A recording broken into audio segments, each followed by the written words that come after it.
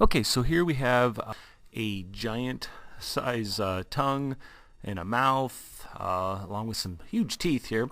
And we want all these to be cut by the mouth. So here you can see the different items connected to the composite. And we're going to remove the items that want to be cut. The upper teeth, for example, the lower teeth, as well as the tongue, we all want to be cut by the mouth. So we're going to leave the mouth attached to the composite. And before we do that, let's take a look so you can see that I kind of assign my colors here, different names, so I recognize the colors later for when we want to do some color overrides. All three of these objects need to be cut, so I'm going to use a composite. I already brought in a new composite. I'm going to connect all those to the composite, just like that. And I'm going to put this cutter in here because only one item can go to the cutter. Whatever you want cut always goes to the right side, and the item that you're going to use to base the cutting on goes to the left side. So in this case, the mouth. Remember, the mouth still needs to be cut to the composite at the bottom here. And then the cutter itself just needs to go down here to the composite. And everything reappears, but it looks like I need to invert it. So I'm going to double click and click on this invert here. Close that. And you can see it's already doing a pretty good job of cutting it, but it's not taking into account the lips there, that kind of darker line that I called the lips.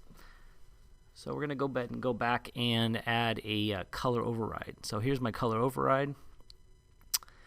Let's see. Let me think about this. We need to move this to the mouth so that the only color being cut is the actual background of the mouth color. So let's see. To the far right side, again, I don't know what the other two are used for.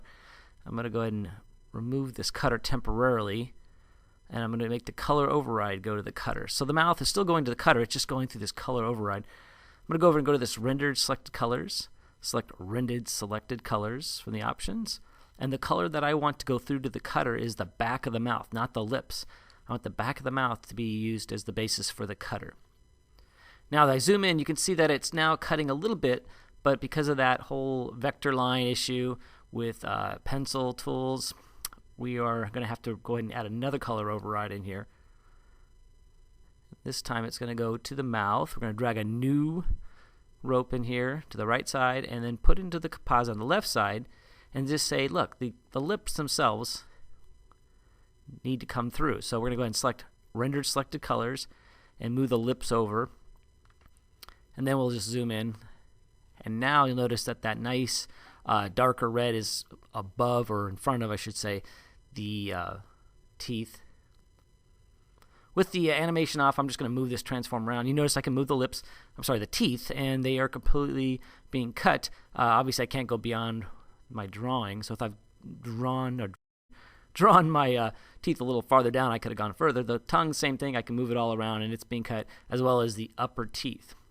Now I'm going to move ahead to another drawing, and I'm using the exact same teeth, exact same tongue, and everything that I've already just created with the cutters and the color overrides.